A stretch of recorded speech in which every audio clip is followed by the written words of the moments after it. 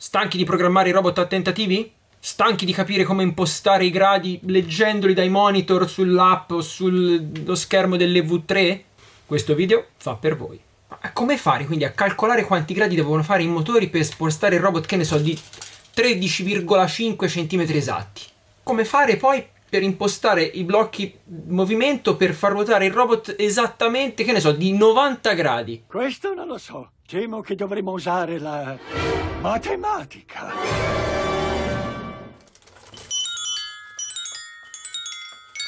Il professor Mattoncini!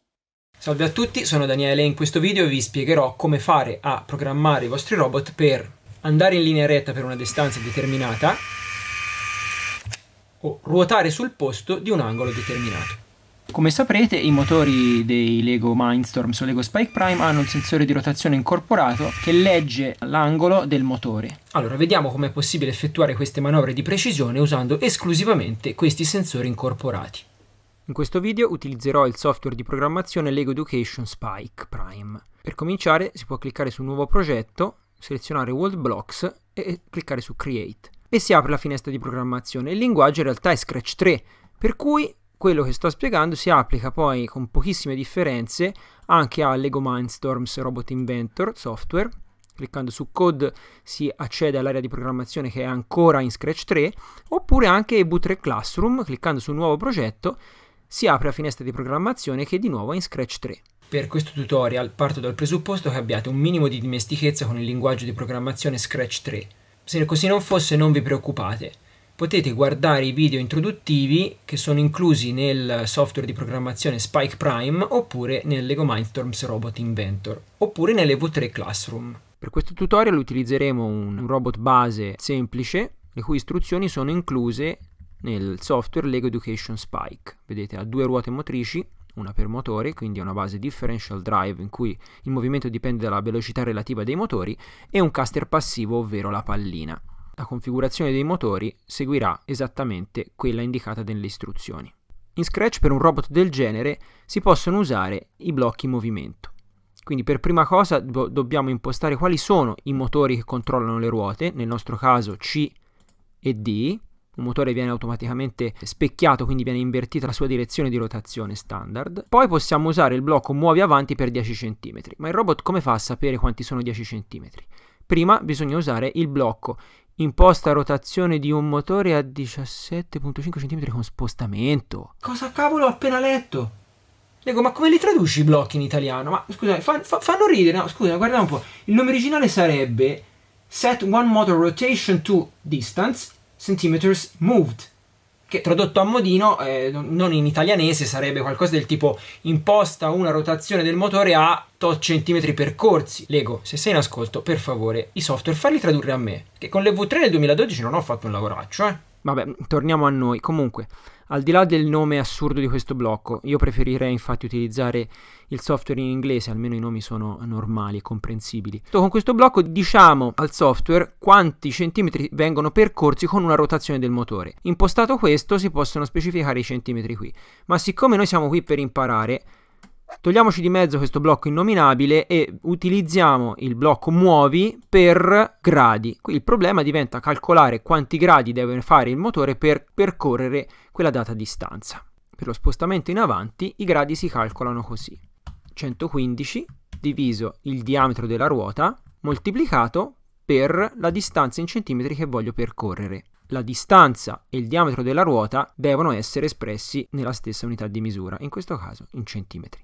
Dovrò calcolare 115 diviso il diametro della mia ruota, che nel mio caso è 5,6 cm, che è il diametro della ruota standard di Spike, che è esattamente 7 unità Lego, e ottengo questo fattore che è 20,5, possiamo approssimarlo. Quindi gradi è uguale a 20,5, è un parametro che non cambierà mai, moltiplicato per la distanza in centimetri.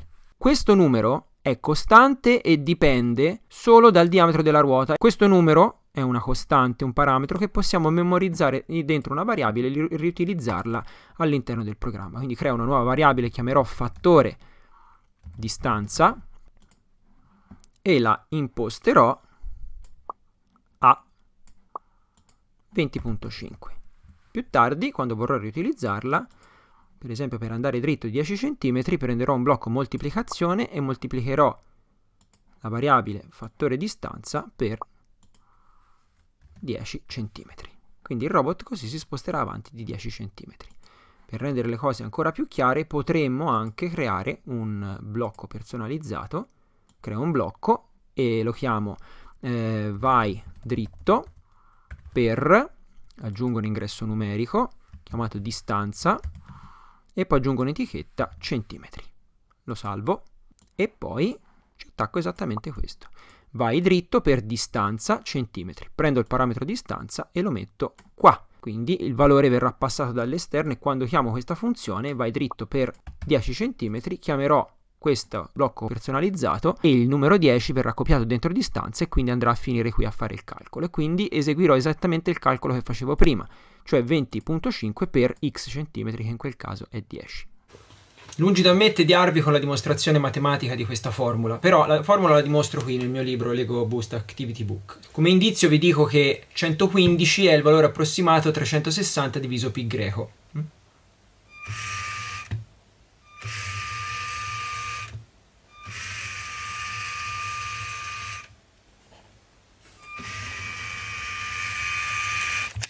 Wow, grande! Ora vediamo come farlo girare. Quindi io devo impostare, in questo caso, un blocco movimento muovi a destra per tot gradi e dobbiamo calcolare quanti gradi far ruotare le ruote per fargli cambiare direzione di un numero di gradi determinato. La formula in questo caso è L diviso D per l'angolo. L è la distanza tra i punti di contatto delle ruote. Nel caso di quel robot è esattamente 14 unità al Lego. D è il diametro delle ruote. Nel nostro caso 7 unità al Lego. Io posso esprimere la distanza tra i punti di contatto delle ruote e il diametro delle ruote in centimetri o in unità al Lego. L'importante è che siano espresse nella stessa unità di misura. Quindi nel nostro caso avrò gradi uguale un fattore costante determinato solo dalla meccanica, dalla geometria del robot. In questo caso 14 diviso 7 farà proprio sempre 2, ma è un caso particolare per questo robot. Di volta in volta, se cambia il robot, cambia questo numero, moltiplicato per l'angolo che vogliamo far fare al robot. Quindi nel programma semplicemente creeremo una nuova variabile dove salveremo questo fattore rotazione, lo salvo, lo imposto a, nel nostro caso, 2, e se voglio ruotare sul posto il calcolo da fare sarà fattore rotazione per 90. Anche in questo caso, per chiarezza, potrei creare un blocco personalizzato e lo chiamo ruota D, aggiungo un ingresso numerico, angolo, aggiungo un'etichetta, gradi, o anche ancora più specifico, ruota a destra di angolo gradi, salva, compare la definizione del blocco e io qui ci metto esattamente questo comando che potrò chiamare poi da qui e questo parametro angolo lo sostituisco. Proviamolo.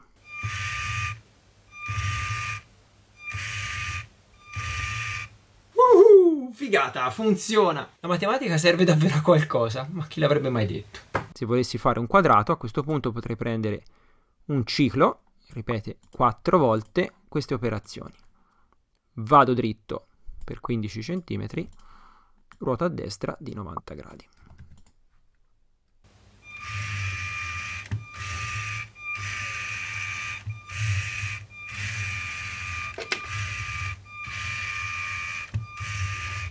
Bene, abbiamo risolto un problemone, ma ne resta qualcuno. Per esempio, quando il robot si sta spostando, non sta assolutamente monitorando gli altri sensori, se usiamo quei blocchi. Ad esempio, vorrei poter leggere il giroscopio per andare super dritto o monitorare i sensori di luce per rilevare una linea nera dove fermarmi. Ecco, questo è tutto un altro argomento che merita un video a sé stante. Me lo segno. Bene, direi che abbiamo finito. Grazie per avermi ascoltato fino in fondo. Se il video ti è stato utile, lo trovate interessante, clicca mi piace, che comunque fa sempre piacere, ma soprattutto iscriviti al canale, così non ti perdi altri video fighissimi sui robot Lego. Come al solito, restate giovani, giocate a modino. Ciao! Il professor Mattoncini! Ecco, utilizzando esclusivamente questi sensori, non me lo ricordo più.